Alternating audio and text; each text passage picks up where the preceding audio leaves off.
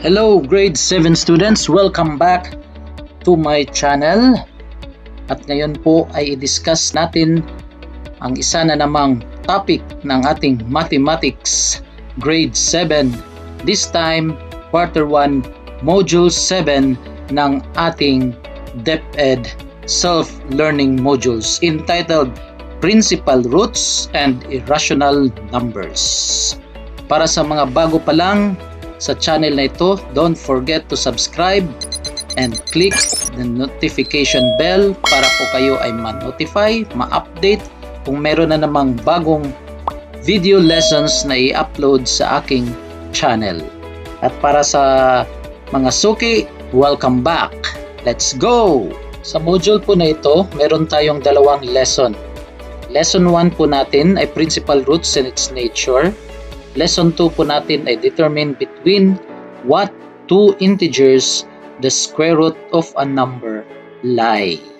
Ito na pong lesson 1 natin, Principal Roots and its Nature. Discussion on the basic terms being used in the lesson. Meron po tayong radical sign na tinatawag. Ito po yung radical sign, the square root sign. Radical sign po tawag natin dyan. And then, when we talk about radical, it is a combination of the radical sign together with the number. So, example, this one, square root of 36, it is a radical. Square root of 2, radical tawag natin dyan. Ang number naman na nasa loob ng radical sign, ang tawag natin dyan ay radicand. Okay, nakuha ninyo? We have the radical sign, we have the radicand, ang number po sa loob ng radical sign, and then the entire term, ang tawag natin dyan ay radical. Principal root, tinatawag naman natin na principal root yung positive root ng isang radicand. Pag tinatawag po nating root, ito po yung number na kapag i-multiply natin sa kanyang sarili, ang lalabas ay ang radicand. So ano po yung number na i-multiply natin sa kanyang sarili? Ang lalabas ay 36. That is 6. Kasi 6 times 6 is 36. Kung matatandaan po natin, ang radical na square root of 36 ay mayroong dalawang root. The negative and the positive. Diba? Pag negative times negative, that is positive. So negative 6 times negative 6 is also 36. So ang root pala ng radical na square root of 36 ay 6 at saka negative 6. Pero pag sinabi po nating principal root, ang positive lang po na root ang ibigay natin. So dito yan, meaning ng principal root, it is the positive nth root of a number. Alright class, next is the perfect square. When we talk about perfect square, it is the square of a rational number. So is 36 a perfect square? Yes, because when you square 6, 6 times 6, that is 36. So if it is a result of a squared rational number, then the number is a perfect square. Yan, ito po yung example ng ating mga perfect square na ang mga principal root ay mga whole number. So from 1 to 10. So tandaan po natin yan, 1, 4, 9, 16, 25, 36, 49, 64, 81 at saka 100. Examples po dito, ang principal root po ng square root of 1 ay 1. So principal root niya ay rational. Ang principal root po ng 4, square root of 4 ay 2. Ang principal root po ng 9, square root of 9 is 3. Yan, pag in fraction form po, example, we have this 6 square root of 16 over 25. So pagkuha lang po niyan, square root na 16, 4, square root na 25 ay 5. So mawawala na ang radical sign kasi labas na ang mga principal root nila. So 4 over 5 or 4/5. That is the principal root, which is also a rational. Ito po yung mga perfect squares natin. Lahat po ng kanilang principal root ay mga rational. Square root of n squared, wherein Rn is a rational number. So, ang radicand na n squared, ang tawag natin sa kanila ay perfect squares. Kasi square siya ng rational number n. Alright? So, question class. Kailan pala magiging irrational number ang isang principal root? Ang sagot, kapag ang radicand ay hindi perfect square, when a number is not a perfect square, then its principal root is irrational. So, example class. We have here square root of 2. So, tanong dito, can you think of any number that when multiplied by itself will give an answer of 2? So, pag may makita tayong rational number na kapag in-square natin, ang result ay 2, then we can say that 2 is a perfect square.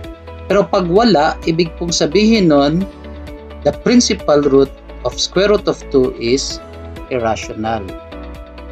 So, meron po ba kayong makikitang number na kapag minultiply natin by itself, ang labas ay 2? Wala. You can say that 2 is not a perfect square.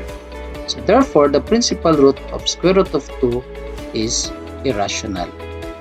Paano pag-verify na ang isang number ay hindi perfect square? So, let us try to find the square root of 2 using our calculator. So, square root of 2, for example. So, what is the result of square root of 2? 1.41421, etc. So, ito yung binigay niya na square root. So, notice na nag-terminate siya. So, let us try to square. Square natin ang number na to. Okay, square. So, the result is 2.000001. Ibig sabihin, hindi talaga exactly 2 yung sagot. So, ibig pong sabihin nun, si 2 ay hindi perfect square. Okay, nakuha. Next, example po natin class. Square root of 15. Ito si number 2. So, can you think of any number when multiplied by itself will give an answer of 15? Para malaman po natin kung si 15 ba ay perfect square o hindi. Dito sa ating listahan class, ang perfect square po natin ay 1, 4, 9, 16, 25. Meron ba dito si 15 sa list ng ating perfect square na pwede nating ma-express into n squared na ang n natin ay rational number? Wala. So, wala si 15. So, ibig sabihin, dahil hindi perfect square si 15, ang square root ni 15 ay irrational. Let us try square root of 15. Okay. Equals. So, this is the number or the principal root of 15. So, let us try to square this. We will multiply this by itself. Okay. So, the answer is 14.999, which is not an exact value of 15. So, hindi lalabas yung original value na 15 kapag in-square natin yung principal root ng ating 15. Therefore, we can say that 15 is not a perfect square and its principal root is irrational. Okay, next. Example po ng fraction. So, square root ng isang fraction, square root of 3 over 10. So, hahanap po tayo ng number, principal root ni 3. So, a number nga kapag multiply natin sa kanyang sarili, ang lalabas ay 3. Meron ba? Is 3 a perfect square ba si 3? Hindi. Again, yung listahan natin sa perfect square ay 1, 4, 9, 16, 25, so on and so forth. So, wala si 3. So, si 3 ay hindi perfect square. Si 10, hindi rin perfect square. So, we can say that the principal root of square root of 3 over 10 is irrational. So, in general, Kapag ang radicand po natin ay hindi perfect square, then the principal root is irrational. Kapag ang radicand po natin ay perfect square, then its principal root is rational. Alright? Okay class, so let us answer what's more under lesson 1 ng ating module 7 of mathematics grade 7. So determine whether the principal root of a number is rational or irrational. Again, to distinguish if the value of the radical is rational or irrational, we will look at the radicand. Okay, these are the radicand, the number inside the radical sign or the square root sign. So if that radicand is a perfect square, kapag perfect square si radicand, then the principal root is rational. Kapag hindi naman, then it's irrational. Okay, let us answer number 1. Let us check 49. Is that a perfect square? Yes or no? May number ba na kapag i-multiply natin sa kanyang sarili, ang result ay 49? Yes, 7 times 7 is 49. So therefore, the square root of 49 is 7, which is rational. So ang sagot po natin dito ay rational. So kapag gusto nyo pong i-verify ang sagot natin na rational, so gamit lang po tayo ng ating calculator, no, for verification. Okay, so try po natin square root of 49. The answer is 7. So 7 times 7, babalik siya sa 49. So tama po yung sagot natin. 49 is a perfect square, therefore rational. What about 3? Si 3 ba ay perfect square? So makakahanap po ba tayo ng number na kapag i-multiply sa kanyang sarili, ang resulta ay 3? So let us verify again using our calculator. Ito po yung square root ni 3. So let us try to multiply this value by itself. Erase natin to 2. So ano po yung sagot? So it's not 3. It's 3.0000,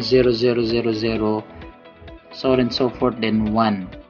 So therefore, hindi tayo makakahanap ng number na kapag i-multiply natin sa kanyang sarili, ang resulta ay 3. So 3 is not a perfect square. So square root of 3 is an irrational number. So ganun lang po. What about 50? Is 50 a perfect square? So if we try to check our list of perfect squares po dito, 1, 4, 9, 16, 25, 39, 49, wala namang 50. Si 49 lang at saka si 64. So let us check here. Ito yung mga listahan natin ng perfect square. So, meron ba si 50? Wala. Si 49, sunod ni 49 is 64. So therefore, since 50 is not a perfect square, so ang kanyang square root ay irrational. Yan. Naintindihan? Si 26. So kahit hindi na tayo mag-verify using our calculator, so tingnan na lang natin ang mga list ng ating perfect square kasi maliit lang na numero, si 26. So, pasok pa si 26 sa ating mga list of perfect squares. 26, wala. So, closest sa 26 is 25 and 36, pero wala si 26. So, again, our answer here is irrational kasi hindi perfect square si 26. What about 81? Pasok ba si 81? 81. Okay, pasok si 81. That is 9 times 9. So square root of 81 is 9. And 9 is rational. Kasi si 81 ay perfect square. Dito, 121. Andun ba sa listahan natin si 121? Wala, hanggang 100 lang po tayo. Kasi hanggang 10 lang po ang ating listahan, 10 times 10. So, paano natin ngayon pag-verify? So, again, you can use a calculator. 11 times 11. Ano bang resulta? 121. So, what can we say about 121?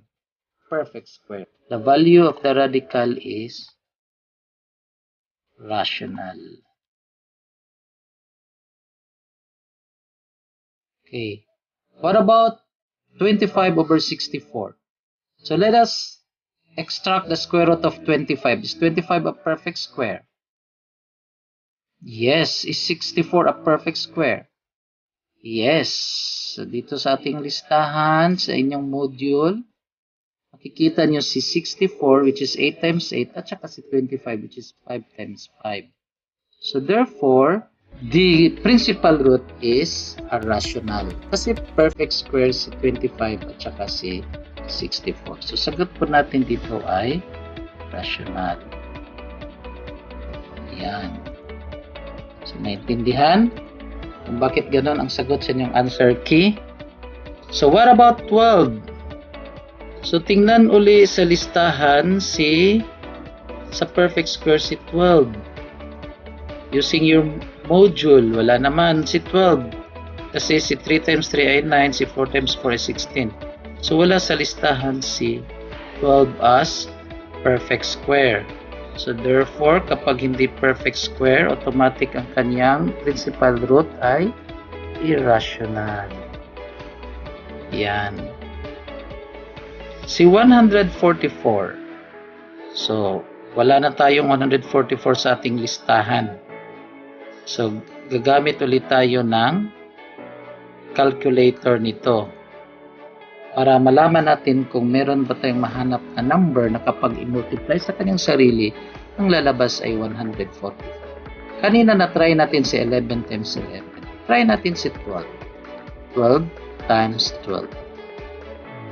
144. Therefore, 144, our radicand is a perfect square. So, kapag perfect square si radicand, anong masasabi sa principal root? Anong masasabi natin sa kanyang principal root? Rational or irrational? Rational.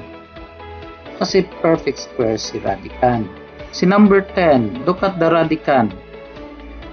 That is in fraction form. So, i-check lang kung si numerator ba ay perfect square, si denominator ba ay perfect square din. Dapat perfect square silang dalawa. Is 6 a perfect square? No, kasi yung 2 times 2 natin is 4. Then si 3 times 3 natin is 9. So walang 6. So automatic. This fraction is not a perfect. Therefore, its principal root is irrational. Alright. Ganun lang po ang explanation or solution sa ating kasagutan na makikita sa answer key. So that's it for lesson 1 ng ating module 7 ng Math 7. Lesson 2. Determine between what two consecutive integers the square root of a number lie. So dito class, sa lesson 2 po natin, we will be focusing on the principal root which is irrational number. Hahanapin natin ang value ni irrational number in between of two integers. Okay, diretso tayo dito class. So what's more? Determine between what two consecutive integers each principal root lie. So ito po yung mga radicals natin na kung saan ang kanilang principal root ay irrational. So hahanapin natin kung saang dalawang consecutive integer na papagitna ang kanilang mga value. So number 1 class, we have square root of 77. So we will find the two consecutive integers. Ito yung dalawang integers sa kanyang left sa kanyang right. hahanapin natin ang mga value na yan. Kasi alam natin na si square root of 77 is an irrational number. So dahil irrational number siya, napapagitnaan siya ng dalawang integer or whole number kasi principal root yung gamit natin. So positive 2 consecutive positive integers ang hinahanap natin. So ganito lang yan. Si 77 ang focus po natin kasi siya yung radicand. Hahanap tayo ng dalawang magkasunod na perfect square na napapagitna si 77. So, to remind you of the perfect squares, ito po yun. Ang mga perfect square po natin. So, hanggang 100 po yan. Si 77, belong pa po siya less than 100. So, ano pong dalawang magkasunod na perfect square na nasa gitna si 77? So, dito po siya nabilong sa 64 and 81. So, nandun si 77. So, lagay po natin dito si square root of 64 tsaka si square root of 81. So, ibig sabihin nun, nasa gitna si square root of 77 kay square root of 64 which is 8. Square root of 81 which is 9. Determine between what two integers? So, 8 and 9. Okay, ganun lang po class. Next, number 2 is 87. So, again, anong dalawang integers na papagitna si square root of 87? Yan. So, dahil less than 100 po sa 87, so pwede pa nating tingnan dito sa ating guide ng ating perfect square. So, si 87 nasa gitna ni, saan dito? 81 and 100. So, sulat natin si perfect square 81 and perfect square 100. Therefore, nasa gitna siya ni square root of 81 which is 9 and then square root of 100 which is 10. So, nasa gitna siya ni 9 and 10. Yan, class. So, sagot natin sa number 2 is 9 and 10.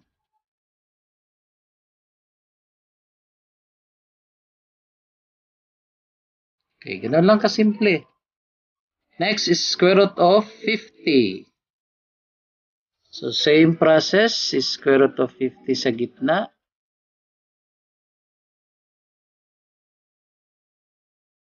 So, hahanap tayo ng perfect square na nasa gitna si 50. Nasa gitna kay 49 and 64. So, square root of 49 and square root of 64. So, which is 7, square root of 49 is 7, and square root of 64 is 8. So, 7 and 8. 7 and 8. Yan. Okay, number 4. Ito, more than 100 na po. So, wala na sa ating listahan yan kasi hanggang 100 lang po tayo ang listahan ng ating perfect square. So, hahanap tayo ng ibang perfect square greater than 100 ngayon kasi yung given natin ay 136. So, let us check ano pala si 11 squared. That is 121. Ano naman si 12 squared? 12 times 12. That is 12 times 12 is 144. So, ito yung dalawa. So, nasa gitna ba si 136 ni 121 and 144? Pwede kasi si 121 less than 136. So, pwede yang Dito sa kanyang left is square root of 121. Dito sa kanyang right is square root of 144. So, ibig sabihin, nasa gitna siya ni 11 and 12. So, sulat natin dito, 11 and 12. So, ganun lang po ang steps. Class, hahanap lang po tayo ng dalawang perfect square na napapagitna si radicand.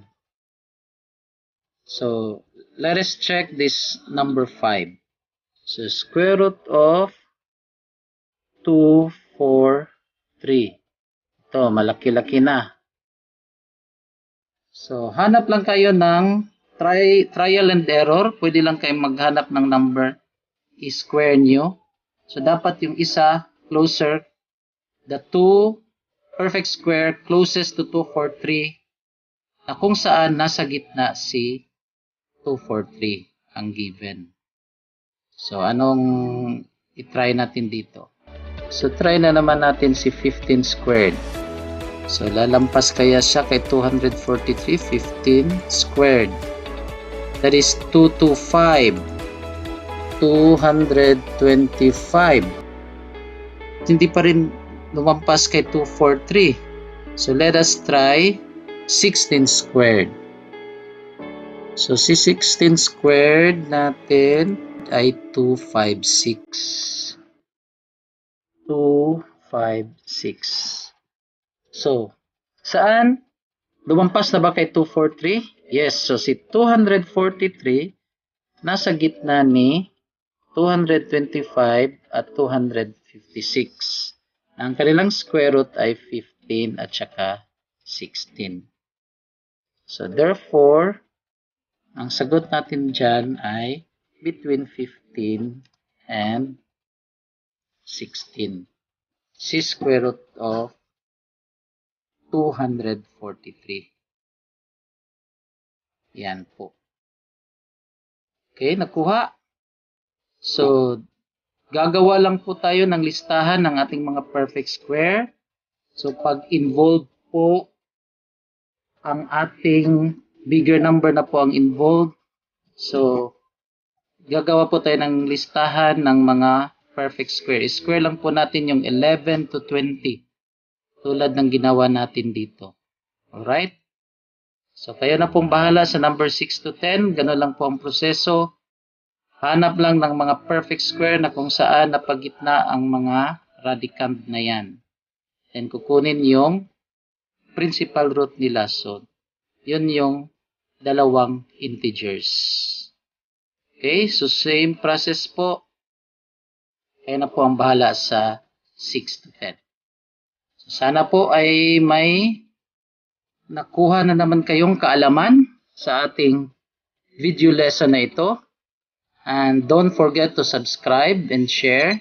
Ang gusto po natin ay makatulong. Lalong-lalo na ngayong panahon ng pandemic na kung saan self-learning po sa bahay ang ating mga mag-aaral. Marami pong salamat. Hanggang sa muli nating pagkikita. Hanggang sa susunod na mga video lessons.